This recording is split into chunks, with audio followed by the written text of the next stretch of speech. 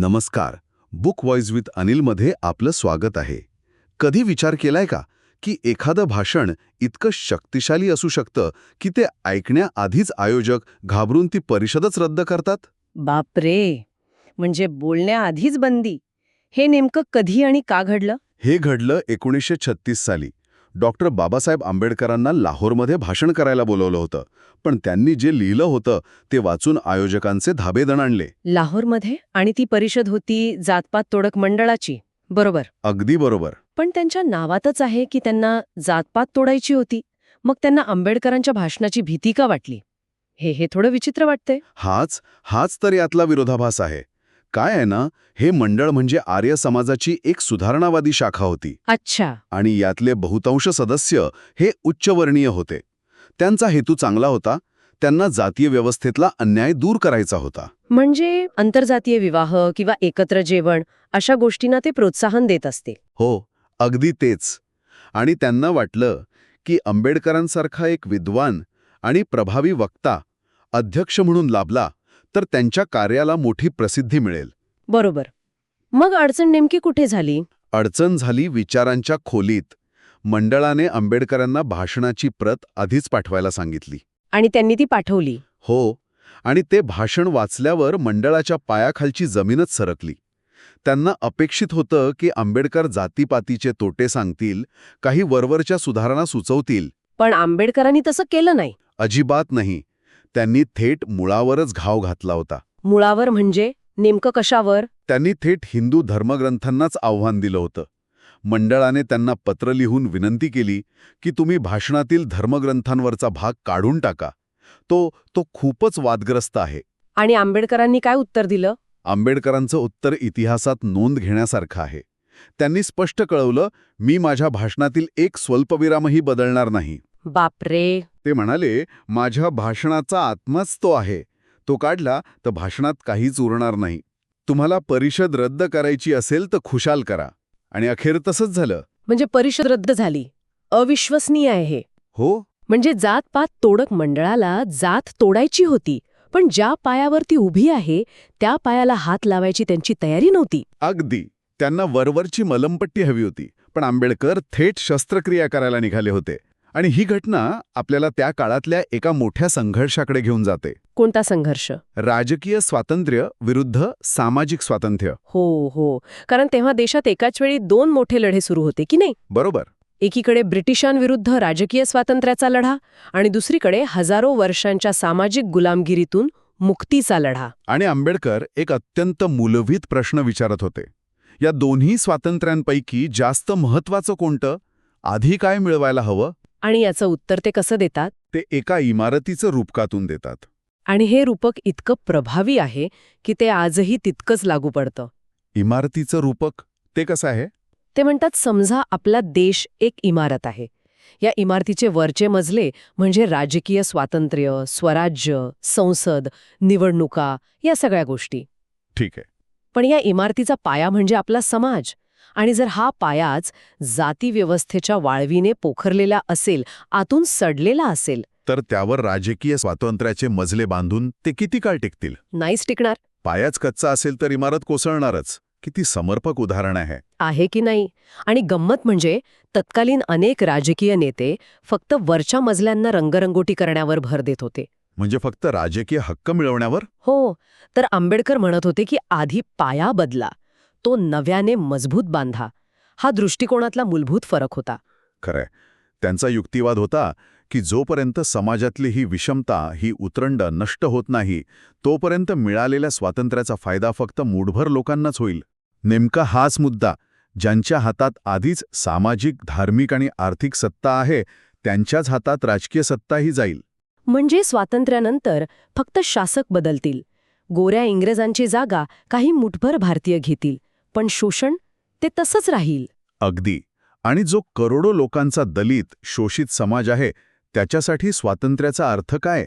त्याच्यासाठी तर काहीच बदलणार नाही. आंबेडकर म्हणायचे, तुम्ही ज्या स्वराज्यासाठी लढत आहात ते मिळाल्यावर त्याचं तुम्ही काय करणार आहात?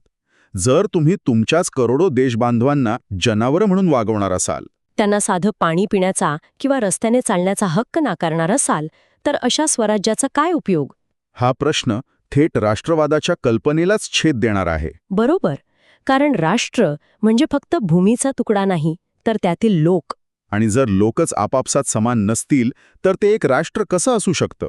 म्हणूनच आंबेडकर आंतरजातीय सहभोजन किंवा मंदिर प्रवेश यांसारख्या वरवरच्या सुधारणांना पूर्णपणे नाकारत होते. त्यांच्या मते हे फक्त लक्षणांवर उपचार करण्यासारखं होतं. हो, ते म्हणायचे रोगाच्या मुळावर घाव घातला पाहिजे. आणि ते मूळ त्यांच्या मते धर्माची मान्यता मिळालेल्या विचारांमध्ये दडलं होतं. आणि त्यासाठी आधी जात म्हणजे नेमकं काय हे समजून घेणं गरजेचं होतं. अगदी. कारण आजही अनेक जण म्हणतात की जात व्यवस्था ही कामाच्या विभागणीसाठी म्हणजे डिव्हिजन ऑफ लेबरसाठी निर्माण झाली होती. हो, समाजाचं कार्य सुरळीत चालावं म्हणून असा एक युक्तिवाद केला जातो. आणि इथेच आंबेडकर एक असा मुद्दा मांडतात जो वाचताना आजही अंगावर काटा येतो. ते म्हणतात जात व्यवस्था ही केवळ कामाची विभागणी नाहीये, मग काय आहे? ती काम करणाऱ्यांची विभागणी आहे. Division of labourers. अरे, या दोन वाक्यांमधला फरक साधा नाहीये, जमीन आसमानाचा फरक आहे. हा तर खूप मोठा फरक आहे. एक कामाबद्दल आहे तर दुसरं थेट माणसाच्या अस्तित्वाबद्दल आणि त्याच्या प्रतिष्ठेबद्दल आहे. बरोबर. कामाची विभागणी तर कुठल्याही आधुनिक समाजात असते, डॉक्टर, इंजिनियर. पण तिथे तुम्ही तुमच्या आवडीने आणि क्षमतेने काम निवडू शकता, बदलू शकता. अगदी. पण काम करणाऱ्यांच्या विभागणीत तसं नाही. इथे श्रमिकांना जन्माच्या आधारावर वेगवेगळ्या कप्प्यांमध्ये कायमचं बंद केलं जातं. आणि हे कप्पे कधीच एकमेकात मिसळू शकत नाहीत. नाही, तुमची आवड किंवा क्षमता काहीही असो, तुमचा जन्मच ठरवतो की तुम्ही कोणतं काम करणार. याचा परिणाम म्हणजे मानसिक गुलामगिरी. विचार करा, आईन्स्टाईनला जर त्याच्या जन्मामुळे फक्त झाडू मारायचं काम दिलं असतं तर जगाचं किती मोठं नुकसान झालं असतं. प्रचंड. इथे तर करोडो लोकांच्या क्षमतांचा शतकानुशतके अपव्यय झालाय. पण ही व्यवस्था इतकी क्रूर असूनही टिकली कशी? कारण ती फक्त इथेच थांबत नाही, ती यापेक्षाही जास्त धूर्त आहे. आणि इथेच आंबेडकरांची श्रेणीबद्ध असमानता म्हणजे ग्रेडेड इनइक्वालिटी ही संकल्पना येते. श्रेणीबद्ध असमानता म्हणजे ही एक शिडीसारखी रचना आहे. प्रत्येक जात तिच्या वरच्या जातीपेक्षा कनिष्ठ आहे आणि तिच्या खालच्या जातीपेक्षा श्रेष्ठ आहे. बरोबर. म्हणजे ह्यात कुणीच पूर्णपणे समान पातळीवर नाही. अरे देवा, म्हणजे जी जात स्वतः शोषित आहे ती सुद्धा तिच्यापेक्षा खालच्या मानल्या गेलेल्या जातीचं शोषण करते. नेमका हाच मुद्दा. आणि आंबेडकर म्हणतात हीच या व्यवस्थेची सर्वात मोठी ताकद आहे. हा एक मानसिक तुरुंग आहे. कसा? ग्रेडेड इनइक्वालिटीमुळे प्रत्येक शोषित व्यक्तीला स्वतःपेक्षा खालच्या व्यक्तीवर अधिकार गाजवण्याची एक छोटीशी, खोटी का होईना पण संधी मिळते. आणि त्यामुळे व्यवस्थेविरुद्ध क्रांती करण्याऐवजी प्रत्येकजण त्या उतरंडीत स्वतःची जागा टिकवून ठेवण्यातच धन्यता मानतो. हो. म्हणजे शोषितच शोषितांचे शत्रू बनतात. यामुळे या व्यवस्थेविरुद्ध सगळ्या शोषितांनी एकत्र येण्याची शक्यताच संपते. ही तर अत्यंत क्रूर योजना आहे. म्हणूनच ही व्यवस्था इतकी शतकं टिकून राहिली. पण इतकी अन्यायकारक व्यवस्था लोकांनी हजारो वर्ष का स्वीकारली? यामागे काहीतरी अधिक शक्तिशाली कारण होतं का? आणि याच प्रश्नाचं उत्तर आंबेडकरांनी त्या भाषणात दिलं होतं. तेच उत्तर ज्याची जातपात तोडक मंडळाला भीती वाटत होती. हो. आंबेडकरांच्या मते या व्यवस्थेची खरी ताकद तिच्या सामाजिक रचनेत नाही, तर तिला मिळालेल्या धार्मिक मान्यतेत आहे. ते थेट वेद, स्मृती आणि धर्मशास्त्रांवर बोट ठेवतात. म्हणजे ही केवळ सामाजिक रूढी नाही, तर तिला धर्मग्रंथांचा म्हणजेच दैवी शक्तीचा आधार आहे असं त्यांचं म्हणणं होतं. अगदी. ते ऋग्वेदातल्या पुरुष सूक्ताचं उदाहरण देतात. हो, त्यात सांगितलं आहे की विराट पुरुषाच्या मुखातून ब्राह्मण, बाहूंमधून क्षत्रिय, मांड्यांमधून वैश्य आणि पायांमधून शूद्र निर्माण झाले. म्हणजे ही विषमता माणसाने नाही तर खुद्द देवानेच निर्माण केली आहे असं यातून सूचित होतं. म्हणजे असमानतेला थेट दैवी अधिष्ठान दिलं गेलं. आणि मग या व्यवस्थेविरुद्ध बोलणं म्हणजे थेट देवाविरुद्ध बोलण्यासारखं झालं. आणि म्हणूनच आंबेडकर असे टोकदार प्रश्न विचारतात की जे धर्मग्रंथ शूद्राने वेद ऐकल्यास त्याच्या कानात शिसे ओतायला सांगतात, त्याची जीभ कापायला सांगतात, त्या ग्रंथांना आपण प्रमाण कसं मानायचं? हा तर खूप मोठा नैतिक प्रश्न आहे. अशा अमानुषतेला मान्यता देणाऱ्या ग्रंथांचा आदर करणं म्हणजे अमानुषतेलाच मान्यता देण्यासारखं आहे. नेमका हाच त्यांचा सवाल होता. ते म्हणत होते की जोपर्यंत तुम्ही या धर्मग्रंथांना अंतिम सत्य मानता तोपर्यंत तुम्ही त्यातून निर्माण झालेल्या जाती व्यवस्थेला नकळतपणे मान्यता देत राहता. आणि त्यामुळे जर जातीचं निर्मूलन करायचं असेल तर आधी या शास्त्रांचा अधिकार नाकारला पाहिजे. हीच ती क्रांती होती जी त्या आयोजकांना पचवता आली नाही. हो. म्हणजे ते भाषण कधीच दिलं गेलं नाही, पण जेव्हा ते पुस्तक म्हणून प्रकाशित झालं तेव्हा त्याने संपूर्ण देशाला हदरून सोडलं. हिंदू धर्मशास्त्रांबद्दल आंबेडकरांनी मांडलेला सगळ्यात स्फोटक युक्तिवाद कोणता होता? त्यांनी एक असा मुद्दा मांडला जो कुणालाच पचवता येण्यासारखा नव्हता. ते म्हणाले की ही जात कोणा एका माणसाने निर्माण केलेली नाही, तर तिला आधार आहे आपल्या धर्मग्रंथांचा, आणि जोपर्यंत आपण त्या मुळावर घाव घालत नाही तोपर्यंत हे निर्मूलन अशक्य आहे, कारण जात ही हिंदूंच्या मनात पवित्र मानली जाते. म्हणजे जात हा फक्त सामाजिक दोष नाही, तर तो धार्मिक आदेश मानला जातो. अगदी बरोबर. बाबासाहेबांनी याच अधिकाराला म्हणजे ऑथॉरिटी ऑफ शास्त्राजला आव्हान दिलं. आज आपण डॉक्टर बाबासाहेब आंबेडकरांच्या ॲनिहिलेशन ऑफ कास्ट म्हणजेच जाती व्यवस्थेचे निर्मूलन या खूप महत्वाच्या भाषणावर बोलणार आहोत. आणि गंमत म्हणजे हे भाषण कधीच दिलंच गेलं नाही. हो, हीच तर यातली सगळ्यात नाट्यमय गोष्ट आहे. हे 1936 साली लाहोरमध्ये जातपात तोडक मंडळाच्या परिषदेसाठी लिहिलेलं भाषण होतं. बरोबर. पण त्यातले विचार इतके क्रांतिकारक होते की खुद्द आयोजकांनाच ते झेपले नाहीत. त्यांनी परिषदच रद्द केली. हो, आणि मग बाबासाहेबांनी तो मजकूर स्वतः पुस्तक रूपात प्रकाशित केला. विचार करा, ज्या सुधारकांना त्यांनी भाषण द्यायला बोलवलं त्यांनाच ते विचार पचले नाहीत. तर आज आपण आंबेडकरांचा मूळ युक्तिवाद काय होता तो नेमका समजून घेऊया. त्यांचा मुख्य मुद्दा हा होता की जोपर्यंत तुम्ही वेद, स्मृती आणि शास्त्रांना प्रमाण मानता तोपर्यंत ही जातव्यवस्था टिकून राहील. चला तर मग यात जरा खोलवर उतरूया. सुरुवात त्यांच्या एका मूलभूत संकल्पनेपासून करूया. मला वाटतं ती त्यांच्या संपूर्ण विश्लेषणाचा कणा आहे. कोणती संकल्पना? श्रेणीबद्ध असमानता, ग्रेडेड इनइक्वालिटी. श्रेणीबद्ध असमानता हा शब्दच खूप वजनदार वाटतो. म्हणजे यात फक्त असमानता नाही, तर ती श्रेणीबद्ध आहे. याचा नेमका अर्थ काय होतो? हो, हे फक्त उच्च जात आणि नीच जात इतकं सोपं नाहीये. आणि नेमका हाच आंबेडकरांचा सगळ्यात महत्वाचा मुद्दा आहे. अच्छा. ते म्हणतात की जातीव्यवस्था म्हणजे केवळ कामाची विभागणी, म्हणजे डिव्हिजन ऑफ लेबर नाही. मग काय आहे? ती आहे कामगारांची विभागणी, डिव्हिजन ऑफ लेबरर्स. आणि ही विभागणी म्हणजे फक्त 2-3 गट नाहीयेत, तर एकावर एक रचलेले हजारो थर आहेत. म्हणजे एका पिरॅमिडसारखी रचना. पिरॅमिडपेक्षाही जास्त गुंतागुंतीचे. कारण यात प्रत्येक जात तिच्या वरच्या जातीच्या तुलनेत कनिष्ठ असते. ओके. पण त्याचवेळी तिच्या खालच्या जातीच्या तुलनेत ती श्रेष्ठ असते. आंबेडकर याला ascending scale of reverence and descending scale of contempt म्हणतात. म्हणजे वर पाहताना आदर आणि खाली पाहताना तिरस्कार. थांबा, हे तर खूपच हुशारीने बनवलेलं डिझाईन वाटतंय. याचा अर्थ असा होतो की व्यवस्थेने शोषितांनाच एकमेकांविरुद्ध उभं केलं. अगदी. म्हणजे जी जात अगदी खालच्या स्तरावर आहे तिलाही स्वतःच्या श्रेष्ठत्वाचा एक खोटा आधार मिळतो, कारण तिच्याहूनही कनिष्ठ कोणीतरी आहे. नेमका हाच तो सापळा आहे. यामुळे होतं काय की जे स्वतः शोषित आहेत तेच त्यांच्यापेक्षा खालच्या मानल्या गेलेल्या लोकांविरुद्ध उभे राहतात. म्हणजे शोषितच शोषितांचे शत्रू बनतात. बरोबर.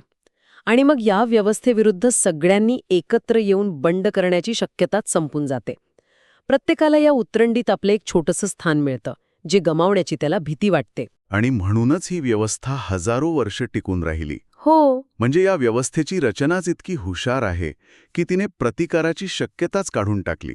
आंबेडकर या रचनेला समजवण्यासाठी एखादं उदाहरण वापरतात का? हो, ते खूप प्रभावी रूपक वापरतात. ते या रचनेची तुलना शिडी नसलेल्या बहुमजली मनोऱ्याशी करतात. शिडी नसलेला बहुमजली मनोरा? हो, एक अशी इमारत जिला मजले तर खूप आहेत, पण एका मजल्यावरून दुसऱ्या मजल्यावर जाण्यासाठी शिडीच नाहीये. बापरे. म्हणजे तुम्ही ज्या मजल्यावर जन्माला आलात तिथेच तुमचा मृत्यू होतो. तुम्ही वर जाऊ शकत नाही आणि खालीही येऊ शकत नाही. हे खूपच भयानक आहे. हो, सामाजिक गतिशीलतेची म्हणजे सोशल मोबिलिटीची शक्यताच पूर्णपणे नाकारलेली आहे. म्हणजे वर्गामध्ये निदान थोडीफार संधी तरी असते. हो, वर्गामध्ये पैसा आला, शिक्षण आलं तर तुम्ही वर्ग बदलू शकता, पण इथे तुमचं स्थान जन्मानेच निश्चित आहे. ते कधीही बदलू शकत नाही. आणि या सगळ्याचा लोकांच्या मनावर, समाजावर काय परिणाम झाला असेल? खूप खोलवर. आंबेडकर म्हणतात की जातींमुळे माणसांची मनं सुद्धा विभागली गेली. सहानुभूती, करुणा यांसारख्या भावना फक्त आपल्या जातीपुरत्याच मर्यादित राहिल्या. म्हणजे स्वजातीबद्दल प्रेम आणि इतर जातींबद्दल एक प्रकारची उदासीनता किंवा द्वेष. अगदी. यातून एक समाजविरोधी म्हणजे अँटी सोशल मानसिकता तयार झाली, ज्यामुळे बंधुत्वाची भावनाच नष्ट झाली. म्हणजे एक राष्ट्र म्हणून एकत्र येण्याच्या भावनेवरच घाला घातला गेला. पण याचा बौद्धिक पातळीवर काय परिणाम झाला? खूप मोठा. विचार करा, प्रत्येक जात इतर जातींपासून अक्षरशः तुटलेली होती. जणू काही प्रत्येकाचे एक वेगळं बेट. यामुळे विचारांची, अनुभवांची देवाणघेवाणच थांबली. आणि चिकित्सकपणे विचार करण्याची क्षमता कमी झाली असेल, नाही का? बरोबर. कारण परंपरेने जे चालत आलंय, जे शास्त्रात लिहिलंय, तेच अंतिम सत्य मानलं गेलं. एक प्रकारची बौद्धिक कोंडी निर्माण झाली. आणि नैतिकता? जर समाजच असा तुकड्या तुकड्यांमध्ये विभागलेला असेल तर चांगलं आणि वाईट याच्या कल्पना तरी समान कशा असतील? यामुळे एक समान नैतिक पायाच उरला नाही. ओके. जर समस्या इतकी खोलवर रुजलेली आहे, मानसिक आणि नैतिक आहे, तर मग ह्यावर वरवरचे उपाय चालणार नाहीत. अजिबात नाही. आणि मला वाटतं आंबेडकरांचा रोख नेमका ह्याच गोष्टीवर होता. इथेच ते त्यांच्या काळातल्या इतर समाजसुधारकांपेक्षा वेगळे ठरतात. अगदी बरोबर. ते आंतरजातीय सहभोजन किंवा अशा उपायांवर सडकून टीका करतात. त्यांच्या मते हे वरवरचे उपाय आहेत, मूळ रोगावरची मलमपट्टी आहे. मला त्यांचं ते वाक्य आठवते. आंबेडकर म्हणतात की एकत्र जेवणं म्हणजे कॅन्सरवर बँडेज लावण्यासारखं आहे. त्याने रोग बरा होत नाही. बरोबर. ते म्हणतात, सुधारक फक्त लक्षणांवर उपचार करत आहेत, मूळ आजारावर नाही. ते हेही स्पष्ट करतात की तो सुद्धा अंतिम उपाय नाही, कारण खरा अडथळा दुसरीकडेच आहे. आणि तो अडथळा कोणता? तो अडथळा आहे भीती, शास्त्रांची भीती. अच्छा. लोकांच्या मनात ही गोष्ट इतकी पक्की बसलेली आहे की आंतरजातीय विवाह म्हणजे फक्त एक सामाजिक नियम मोडणं नाही, तर तो एक अधर्म आहे, एक पाप आहे. आणि जोपर्यंत ही धार्मिक श्रद्धा म्हणजे धर्मग्रंथांचा अधिकार तसाच राहतो, तोपर्यंत लोक हे करायला धजावणार नाहीत. म्हणजे मूळ रोग हा सामाजिक सवयीमध्ये नाही तर धार्मिक मान्यतेमध्ये आहे, धर्मग्रंथांच्या अधिकारामध्ये आहे. बरोबर. आणि इथेच ते थेट धर्मग्रंथांना प्रश्न विचारतात, नाही का? बरोबर. मनुस्मृती आणि ऋग्वेदातल्या पुरुष सूक्ताचा उल्लेख करतात. हो. पुरुष सूक्तात सांगितले आहे की विराट पुरुषाच्या मुखातून ब्राह्मण, बाहूंमधून क्षत्रिय आणि पायांमधून शूद्र निर्माण झाले. आंबेडकर म्हणतात की ही विषमता नंतर आलेली नाही, ती मूळ रचनेतच आहे आणि तिला धर्माचा आधार आहे. आणि हाच आधार ते नाकारायला सांगतात. ते विचारतात की जे धर्मग्रंथ सांगतात की एखाद्या शूद्राने वेद ऐकले तर त्याच्या कानात गरम शिसे होता, किंवा त्याची जीभ कापा, त्या ग्रंथांना आपण प्रमाण कसं मानायचं? हा एक खूप मोठा नैतिक प्रश्न आहे. अशा अमानुषतेला मान्यता देणाऱ्या ग्रंथांचा आदर करणं म्हणजे एक प्रकारे अमानुषतेलाच मान्यता देणं, नाही का? अगदी. आणि म्हणून त्यांचा युक्तिवाद हा आहे की तुम्ही मूळ आधाराला धक्का लावत नाही तोपर्यंत वरवरची मलमपट्टी करून काही साध्य होणार नाही. म्हणजे जर धर्मग्रंथच या व्यवस्थेचा सोर्स कोड असतील तर तुम्ही फक्त त्यातले काही बग्स फिक्स करू शकत नाही, तुम्हाला तो संपूर्ण प्रोग्रॅमच अनइन्स्टॉल करावा लागेल. नेमका हाच आंबेडकरांचा युक्तिवाद आहे. त्यांचा उपाय अगदी स्पष्ट आणि थेट आहे. काय आहे तो? ते म्हणतात, जर जातीचं निर्मूलन करायचं असेल तर पहिली आणि सर्वात महत्वाची अट म्हणजे वेद, स्मृती आणि शास्त्रांचा जो अबाधित अधिकार आहे ती प्रमाणता पूर्णपणे नाकारली पाहिजे. त्या धार्मिक ग्रंथांचा आधारच काढून टाकला पाहिजे. हे तर खूपच धाडसी विधान आहे. ते धर्मग्रंथांमध्ये सुधारणा करायला नाही सांगत आहेत. नाही. ते थेट त्यांचा अधिकारच नाकारायला सांगत आहेत. हो. कारण त्यांच्या मते जोपर्यंत तुम्ही त्या ग्रंथांना प्रमाण मानता तोपर्यंत तुम्ही त्यातून निर्माण झालेल्या विषमतेला नकळतपणे मान्यता देत राहता. म्हणजे जात ही केवळ एक बाह्य गोष्ट नाहीये. नाही, ती एक मानसिक स्थिती आहे. It's a state of mind.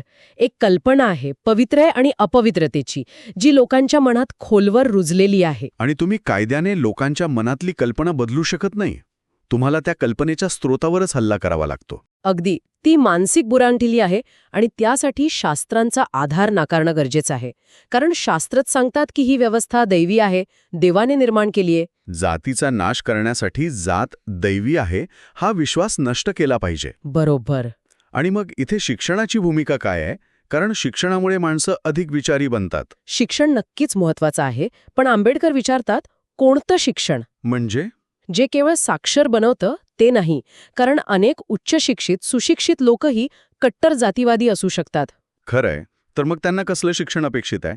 जे शिक्षण माणसाला चिकित्सकपणे विचार करायला शिकवतं, जे प्रश्न विचारायला आणि परंपरेला आव्हान द्यायला शिकवतं, ते खरं शिक्षण. मला त्यांचं एक वाक्य आठवतंय, cultivation of mind should be the ultimate aim of human existence. हो. म्हणजे मनाची मशागत करणं, बुद्धीला विकसित करणं, हे मानवी अस्तित्वाचं अंतिम ध्येय असायला हवं. शिक्षण हे केवळ नोकरी मिळवण्याचं साधन नाही, तर ते मानसिक मुक्तीचं एक महत्त्वाचं साधन आहे. आणि आंबेडकर इथेच थांबत नाहीत. ते फक्त टीका करत नाहीत किंवा काय नाकारायचं हे सांगत नाहीत. तर ते एका नवीन समाजाचा पाया कसा असावा याचा एक पर्यायही देतात. हो, ते म्हणतात की हिंदू धर्म हा मुख्यतः नियमांचा धर्म आहे. Religion of rules. म्हणजे काय पवित्र, काय अपवित्र, काय खायचं यावर जास्त भर आहे. बरोबर. ते म्हणतात आपल्याला तत्वांच्या धर्माची गरज आहे. रिलिजन ऑफ प्रिन्सिपल्स, असा धर्म जो मूल्यांवर आधारित असतो. आणि या नवीन समाजाची पायाभूत मूल्य कोणती? तीच 3 मूल्य: स्वातंत्र्य, समता आणि बंधुता. Liberty, equality, fraternity. यातही ते विशेषतः बंधुतेवर खूप भर देतात असं मी वाचलंय. का? कारण बंधुताच हा तो सामाजिक डिंक आहे जो स्वातंत्र्य आणि समतेला एकत्र बांधून ठेवतो. अच्छा. बंधुता म्हणजे खोलवरची भावना की आपण सर्व एका मानव कुटुंबाचे भाग आहोत, आणि जातीव्यवस्थेने तर ह्याच बंधुतेला सुरुंग लावला होता. हो. सहानुभूती फक्त जातीपुरती मर्यादित राहिली होती. म्हणूनच नव्या समाजासाठी ही बंधुता निर्माण करणं हे सर्वात मोठं आव्हान आहे, आणि ते सर्वात महत्त्वाचं आहे. हे खूप खोलवरचं आहे. पण हे सगळं नष्ट केल्यावर त्यांची दृष्टी काय होती? आंबेडकरांना कसा समाज घडवायचा होता? त्यासाठी त्यांच्याकडे 3 जादुई शब्द होते, आणि ते 3 शब्द म्हणजे तंत्र, समता आणि बंधुता. हे तर आपण संविधानात वाचलंय, पण आंबेडकरांसाठी बंधुता म्हणजे नक्की काय होतं? म्हणजे या एका शब्दावर त्यांनी एवढा जोर का दिला असेल? हाच खरा मुद्दा आहे. आपण स्वातंत्र्य आणि समता यावर खूप बोलतो, पण बंधुता हा शब्द अनेकदा असाच बाजूला राहतो. हो, आंबेडकरांसाठी मात्र तो केवळ एक सुंदर शब्द नव्हता. त्यांच्या मते बंधुता हे लोकशाहीचंच दुसरं नाव आहे. लोकशाहीचंच दुसरं नाव? हो, ही फक्त एक भावनिक गोष्ट नाहीये, तर ती एक सामाजिक चेतना आहे, एक वृत्ती आहे, ज्यात प्रत्येक नागरिकाबद्दल आदर आणि आपुलकी असते. आणि ही चेतना लोकशाहीसाठी इतकी आवश्यक का आहे? कारण बंधुत्वाशिवाय स्वातंत्र्य म्हणजे स्वैराचार होऊ शकतो. बरोबर. आणि समता म्हणजे केवळ एक यांत्रिक नियम. बंधुता त्या दोन्हींना एकत्र बांधून ठेवते. ती एक प्रकारची सामाजिक सिमेंट आहे असं समजा. सामाजिक सिमेंट. हो. आंबेडकरांच्या मते ही भावना समाजात अगदी नैसर्गिकरित्या असली पाहिजे, जसं आपल्या शरीरात रक्त वाहतं. काय उदाहरण आहे! शरीरातलं रक्त, जे प्रत्येक अवयवाला जोडतं आणि जिवंत ठेवतं. ही कल्पनाच किती प्रभावी आहे. म्हणजे जसं दुधात पाणी मिसळतं आणि ते वेगळं करता येत नाही, तसं समाजातल्या लोकांनी एकजीव व्हायला हवं. अगदी. याचा अर्थ असा की माझ्या शेजाऱ्याला झालेली दुखापत ही मला झालेली दुखापत वाटायला हवी, मग त्याची जात, धर्म किंवा भाषा काहीही असो. नेमकी हीच सामूहिक सहानुभूती. पण आंबेडकरांनी जे कठोर विश्लेषण केलं त्यानुसार भारतीय समाजात नेमका याच भावनेचा अभाव आहे. हां. आणि त्याचं मूळ कारण आहे जातीव्यवस्था. जातीव्यवस्थेने या एकजीव होण्याच्या शक्यतेवरच सर्वात मोठा आघात केला. तिने लोकांची मनं, त्यांच्या निष्ठा आणि त्यांची सहानुभूती केवळ स्वतःच्या जातीपुरती मर्यादित करून टाकली. त्यांनी त्यांच्या लेखनात एक खूप परथड विधान केलं आहे, जे वाचताना खरंच अंगावर काटा येतो. कोणतं? ते म्हणतात, हिंदू माणसाला इतर जातींबद्दल सहानुभूती नसतेच. हे विधान म्हणजे आजच्या काळात अनेकांना खूप टोकाचं वाटू शकतं. हो. आणि ते विधान समजून घेणं महत्वाचं आहे. आंबेडकरांचा रोख वैयक्तिक द्वेषावर नाहीये. अच्छा. ते असं म्हणत नाहीत की प्रत्येक हिंदू व्यक्ती इतर जातींचा द्वेष करते. त्यांचा मुद्दा आहे एका व्यवस्थेमुळे निर्माण होणाऱ्या मानसिकतेवर. म्हणजे नकळतपणे होणारी गोष्ट. अगदी. ही व्यवस्था तुम्हाला नकळतपणे शिकवते की तुमची प्राथमिक ओळख आणि तुमची आपुलकी फक्त तुमच्याच जातीच्या लोकांसाठी आहे. त्यामुळे एक प्रकारची समाजविरोधी अँटी सोशल मानसिकता तयार होते, जी बंधुत्वाला मुळापासूनच नष्ट करते. बरोबर. आणि ही विभागणी अधिक घट्ट आणि चिवट करण्यासाठी एका अत्यंत हुशारीने बनवलेल्या रचनेचा वापर केला गेला, जिला आंबेडकर श्रेणीबद्ध असमानता म्हणतात. बरोबर. अगदी. Graded inequality. आणि ही रचना इतकी घातक आहे कारण ती वरून साधी दिसते, पण आतून अत्यंत गुंतागुंतीची आहे. कशी? कल्पना करा की एक अनेक मजल्यांची इमारत आहे, पण तिला जिनाच नाही. जिनाच नाही. ओके. प्रत्येक मजला म्हणजे एक जात. प्रत्येक मजल्यावरचे लोक आपल्या खालच्या मजल्याकडे तुच्छतेने पाहतात आणि वरच्या मजल्याकडे असूयेने. आणि मग ह्याचा सगळ्यात घातक परिणाम काय होतो? याचा सगळ्यात क्रूर परिणाम हा होतो की जे स्वतः शोषित आहेत तेच त्यांच्यापेक्षा खालच्या मानल्या गेलेल्या लोकांवर अन्याय करतात. म्हणजे अगदी तळागाळातल्या माणसालाही या उतरंडीमध्ये स्वतःच्या श्रेष्ठत्वाचा एक खोटा का होईना पण आधार मिळतो. अच्छा. म्हणजे क जातीचा माणूस ड जातीच्या माणसाला कनिष्ठ समजतो. हो, पण तो स्वतः ब जातीच्या माणसापुढे कनिष्ठ असतो. म्हणजे प्रत्येकाची ऊर्जा एकतर खालच्या माणसाला दाबण्यात किंवा वरच्या माणसाची बरोबरी करण्यातच खर्च होते. एकत्र येऊन या संपूर्ण इमारतीलाच आव्हान देण्याची शक्यताच संपून जाते. नेमका हाच मुद्दा. शोषितच शोषितांचे शत्रू बनतात. बापरे. म्हणूनच आंबेडकर याला एक अत्यंत धूर्त आणि क्रूर योजना म्हणतात. ही योजना शोषितांना आपापसात लढायला लावते, त्यांना विभागून ठेवते. आणि त्यामुळे कोणत्याही मोठ्या सामाजिक क्रांतीची शक्यताच मारून टाकते. हो, हीच ती गोष्ट आहे ज्यामुळं ही व्यवस्था हजारो वर्ष टिकून राहिली. आणि हेच कारण असावं की आंबेडकरांनी आंतरजातीय सहभोजनासारख्या गोष्टींना वरवरचे उपाय मांडलं. कारण ते या मूळ रचनेला, त्या जिना नसलेल्या इमारतीला हातच घालत नाहीत. तुम्ही अगदी अचूक मुद्दा पकडला आहे. आंबेडकरांच्या मते जात ही केवळ एक सामाजिक सवय नाहीये. जर तसं असतं तर ते सहभोजन किंवा काही आंतरजातीय विवाहांनी दूर झालं असतं. पण अडचण ही आहे की या व्यवस्थेला धर्माचा, धर्मग्रंथांचा आधार आहे. अच्छा, म्हणजे मूळ तिथे आहे. हो, जोपर्यंत वेद, स्मृती आणि शास्त्र यांना अंतिम प्रमाण मानलं जातं तोपर्यंत जात कोणत्या ना कोणत्या रूपात टिकूनच राहणार. म्हणजे हे मूळ रोगावर इलाज करण्याऐवजी फक्त लक्षणांवर मलमपट्टी करण्यासारखं झालं. आणि या धार्मिक आधाराबद्दल बोलताना आंबेडकरांनी थेट ऋग्वेदातील पुरुष सूक्तावर बोट ठेवलंय, नाही का? हो, अगदी. तिथूनच तर या विषमतेच्या कल्पनेला धार्मिक मान्यता मिळते. बरोबर. गीते असं सांगितलं आहे की विराट पुरुषाच्या मुखातून ब्राह्मण, बाहूंमधून क्षत्रिय, मांड्यांमधून वैश्य आणि पायांमधून शूद्र निर्माण झालेत. हो, आंबेडकरांच्या मते विषमता ही काही नंतर आलेली चूक नाही, ती तर मूळ रचनेतच आहे. तिला दैवी मंजुरी आहे. आणि जेव्हा एखाद्या गोष्टीला दैवी मंजुरी मिळते तेव्हा ती तर्क आणि नैतिकतेच्या पलीकडे जाते. तिला प्रश्न विचारणं म्हणजे थेट देवालाच प्रश्न विचारण्यासारखं होतं. आणि हाच धार्मिक आधार असल्यामुळे ती इतकी घट्ट आणि तर्कहीन बनली आहे. म्हणूनच त्यांचा उपाय खूपच थेट आणि धाडसी होता. काय? वेद आणि स्मृतींचा अबाधित अधिकार पूर्णपणे नाकारला पाहिजे. हो, कारण ते एक मूलभूत नैतिक प्रश्न विचारतात. ते म्हणतात की जे धर्मग्रंथ शूद्राने वेद ऐकलास त्याच्या कानात शिसे ओतायला किंवा त्याची जीभ कापायला सांगतात, त्या ग्रंथांना प्रमाण कसे मानायचे? अशा अमानुष्यतेला मान्यता देणाऱ्या ग्रंथांचा आदर करणे म्हणजे अमानुष्यतेलाच मान्यता देण्यासारखं नाही का? खरे, हा एक असा प्रश्न आहे ज्याचं उत्तर त्यावेळच्या समाजसुधारकांना देता आलं नाही. अगदी. आणि यातूनच ते एका वेगळ्या प्रकारच्या धर्माच्या गरजेबद्दल बोलतात. ते धर्माच्या विरोधात नव्हते, पण त्यांना अपेक्षित असलेला धर्म वेगळा होता. बरोबर. आणि इथेच त्यांची नियमांचा धर्म आणि तत्वांचा धर्म ही संकल्पना येते. Religion of rules versus religion of principles. हो, त्यांच्या मते हिंदू धर्म हा मुख्यतः नियमांचा धर्म बनला आहे. म्हणजे काय खायचंय, कुणाला स्पर्श करायचा, काय पवित्र, काय अपवित्र, लग्नाचे नियम काय, अशा अगणित नियमांचं जाळं. हे खूप महत्वाचं आहे. यातला फरक आपण असा समजू शकतो की नियम तुम्हाला सांगतात की काय करायचं. जणू काही तुम्ही एक रोबोट आहात ज्याला फक्त आज्ञा पाळायच्या आहेत. बरोबर. आणि तत्व काय करतात? तत्व तुम्हाला योग्य काय आहे हे ठरवण्याची बुद्धी आणि स्वातंत्र्य देतात. तुम्ही एक विचार करणारी, नैतिक जबाबदारी असलेली व्यक्ती आहात. अगदी असू, तत्वांचा धर्म हा व्यक्तीच्या सत्सद विवेक बुद्धीला आवाहन करतो. तो नियमांऐवजी मूल्यांवर आधारित असतो.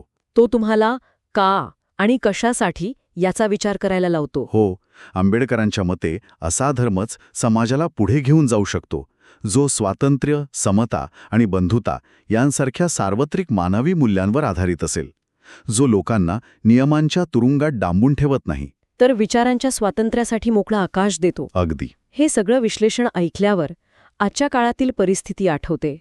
आपल्याकडे जगातले एक सर्वोत्कृष्ट संविधान आहे, कायद्याने जातपात नष्ट झाली आहे, पण ती खरोखर गेली आहे का? हाच तर कळीचा मुद्दा आहे.